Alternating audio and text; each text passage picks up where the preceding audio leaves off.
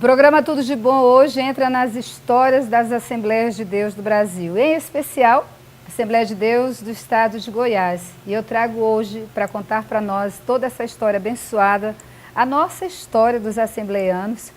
Ele que fez parte da história, ele não só conta a história, ele faz parte dessa história, que é o pastor Antônio de Jesus. Seja bem-vindo ao programa Tudo de Bom.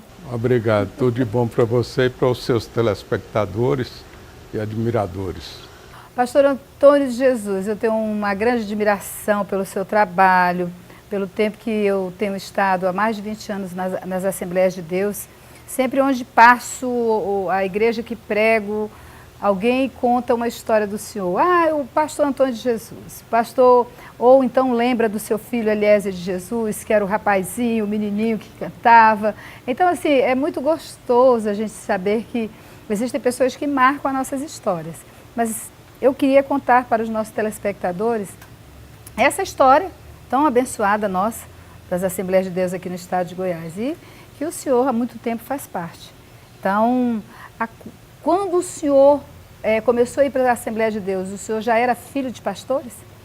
Pelo contrário, nem minha mãe era crente anteriormente e nem meu pai.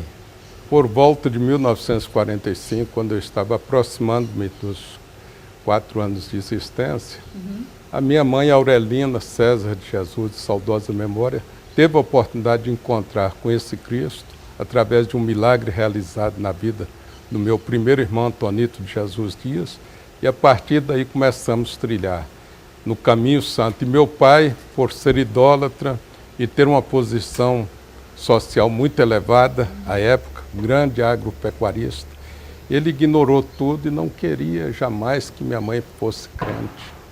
Mas ela permaneceu na fé, pagando o preço. Eu segui os trilhos dela. Quando vocês foram para a igreja, já fazia muito tempo que existia a Assembleia de Deus no estado de Goiás? Para falar a verdade, a Assembleia de Deus passou a existir-se em Goiás a partir de 1936, através do saudoso pastor Antônio Moreira, que era de cor mais forte do que a minha. E nós somos da época em que, contemporaneamente, ele estava liderando as Assembleias de Deus de Goiás, porque por ele ser o primeiro que aventurou dirigir a Assembleia de Deus e criou o primeiro espaço, veio em segundo lugar pastor Antônio Inácio de Freitas, que foi um homem que marcou também a história, principalmente na década de 40.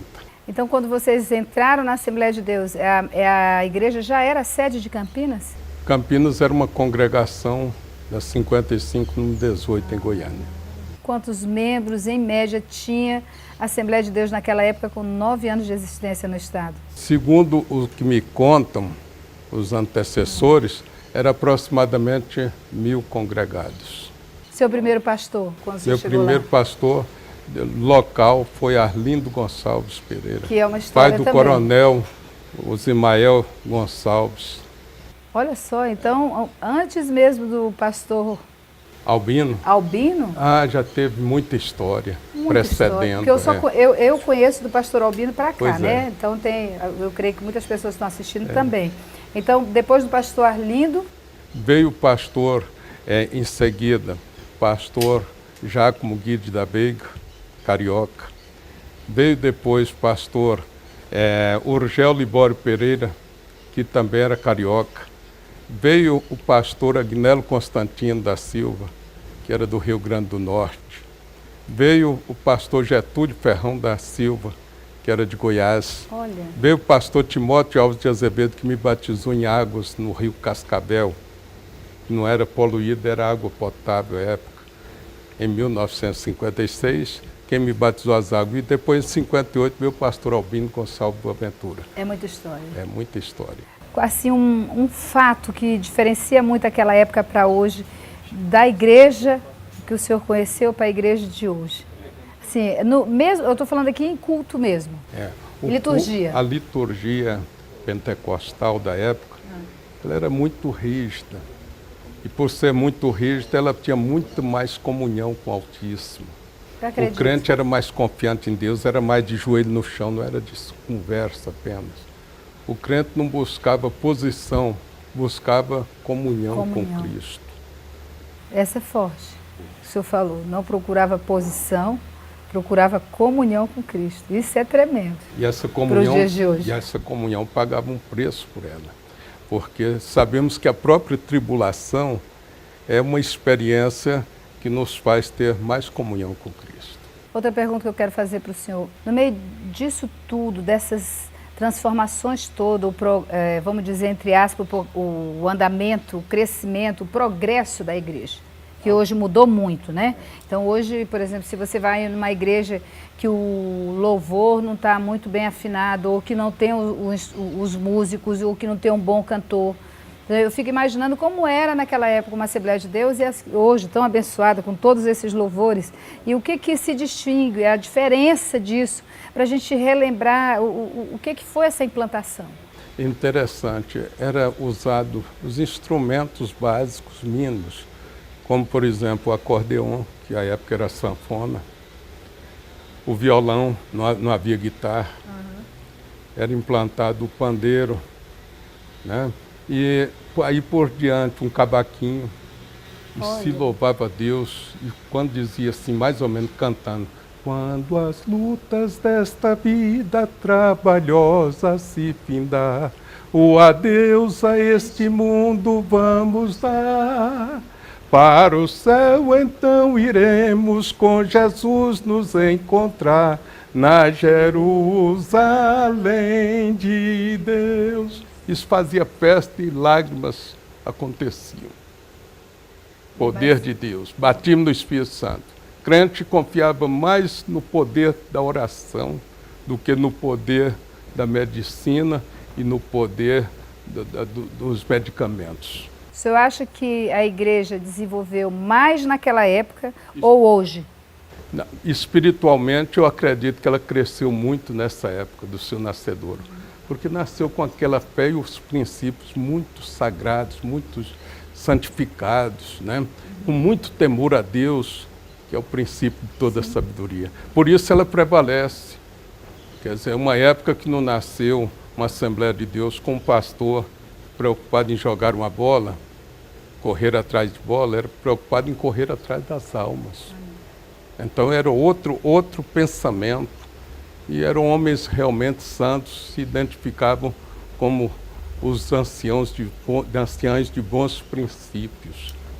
Assim, quebrando assim toda essa sequência e colocando o tempo antigo e o tempo de hoje, aqui eu falando como mulher, o senhor não acha que nós mulheres, vocês homens, eram muito machistas para aquela época e hoje as coisas ficou assim mais fácil para nós mulheres pregarmos o evangelho, sermos mais quebrantadas? Essa diferença, porque às vezes eu escuto as pessoas e acham que antigamente a mulher era muito casta, era muito presa, era muito proibida de tudo nas igrejas. Hoje, com essa liberdade que nós temos de pregar, a liberdade de cantar, de ser músicos, o que o senhor fala a respeito disso? Porque o senhor viveu o anterior e está vivendo a atualidade. E naquele tempo, a mulher se sentia muito valorizada pelo seu princípio, não só de uma submissão imposta, mas de uma submissão comprometida com o reino. Uma mulher sábia, uma mulher que não falava palavrões, uma mulher que reverenciava a Deus e o esposo. Então essas mulheres fizeram o destaque à época, foram mulheres inusitadas. Mas naquela época elas não pregavam, né? Não pregavam, mas não cantavam, testemunhavam e tinham liberdade de ganhar almas para Jesus. Amém. Não era mulher só de estar aparecendo num palanque ou num púlpito.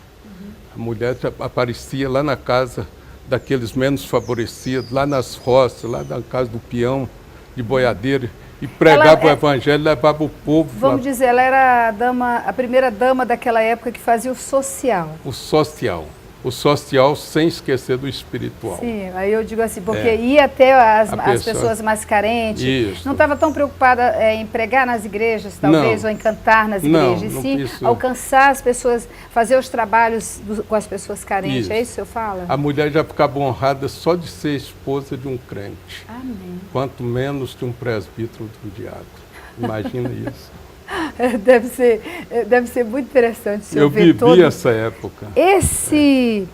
Essa época que nós estamos vivendo, é claro que hoje nós temos centenas e centenas de igrejas, né, em todo o estado, E eu fico imaginando, esse crescimento dá-se pela quantidade da igreja ou aquela época havia um crescimento maior?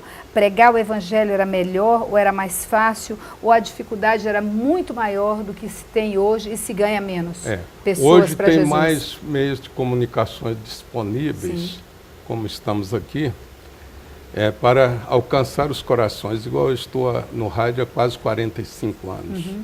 Estou na televisão. Isso, o senhor está na rádio? Atualmente eu estou na rádio, aqui a Paz FM, e outras rádios que sempre eu prego no interior.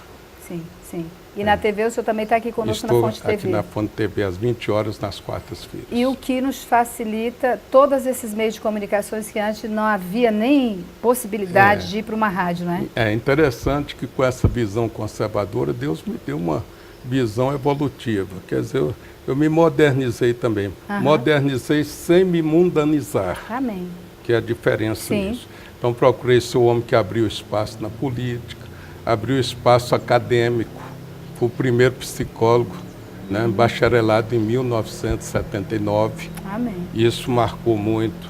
Fui o radialista que abriu o espaço nas rádios. Há 40 anos atrás eu estava lá em Porangatu, há mais de 40, numa convenção, e sempre eu fui muito falante. E alguém sempre me ouvia. Muito de coragem para ocupar o púlpito.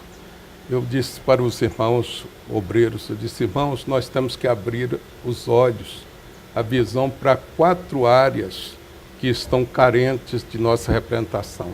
Eu lembrava muito de Paul Yong-Cho, lá da Coreia, e que ele tinha na igreja a preocupação com a educação. Nós precisamos preocupar com educadores, dentro da nossa denominação. Temos que preocupar com pessoas voltadas para a área da medicina, da biologia. Precisamos de ter pessoas voltadas também para a área política, porque a Bíblia diz, quando o homem que... A Bíblia não vamos dizer assim, mas um pensamento de Rui Barbosa. Quando um homem que se julga de bem abandona o seu posto na política, um oportunista poderá ocupá-lo. Então isso me deu muita reflexão ainda na ditadura de 78, para me candidatar pela primeira vez. Segundo, quarto, abrir os olhos para as comunicações. Sim. Naquela época, quando se falava em comunicações, era mais centralizado mesmo ao rádio, porque o advento da televisão no Brasil, todos sabem, foi a partir de 1950. Então, anteriormente, não tínhamos. E custou muito chegar em Goiás, chegar mesmo eram as rádios, né? E por aí nós fomos ocupando esse espaço e discutindo esses temas. Me abriu a visão, me tornei, a posteriori, mesmo como motorista de táxi evangélico, me tornei líder do sindicato, um dos diretores do sindicato, fui um dos fundadores da primeira cooperativa mista dos rodoviários do estado de Goiás. E a partir daí fui abrindo espaço e fui encontrando força para estudar e me preparar intelectual e teologicamente. Amém, por isso. E por isso esse preparo me deu sustentação para muitas outras conquistas. E uma grande representação para nós, graças todos que somos da Assembleia de Deus. E eu fico assim, grata a Deus por ter o senhor aqui. Obrigado. Porque para nós é uma honra a gente falar com um pastor como o senhor, que tem uma história, que viveu a nossa história das Assembleias de Deus. E esse programa, não só assembleianos, mas todos, independente de religião, podem assistir, mas ficam sabendo e conhecendo um pouco mais de nós. Por isso eu quero agradecer a Deus pela sua presença. Amém. Foi uma honra tê-lo conosco. Estou aqui quantas vezes forem necessárias, estarei novamente. Muito porque obrigada. Eu acho que o que eu adquiri de conhecimento espiritual e secular, devo compartilhar com alguém, mesmo que outros se inquietem, grandioso para nós. Mesmo que alguém se inquietar com isso, que se inquiete, mas o nosso Deus sendo honrado é o suficiente. Amém. Eu espero você no próximo programa. Agradeço a Deus pela tua vida. Aqui ficamos sabendo da história da Assembleia de Deus no estado de Goiás. Quem sabe no próximo programa você traz uma história super abençoada para que todos nós possamos compartilhar as bênçãos de Deus na sua vida e na minha vida. Fique com Deus.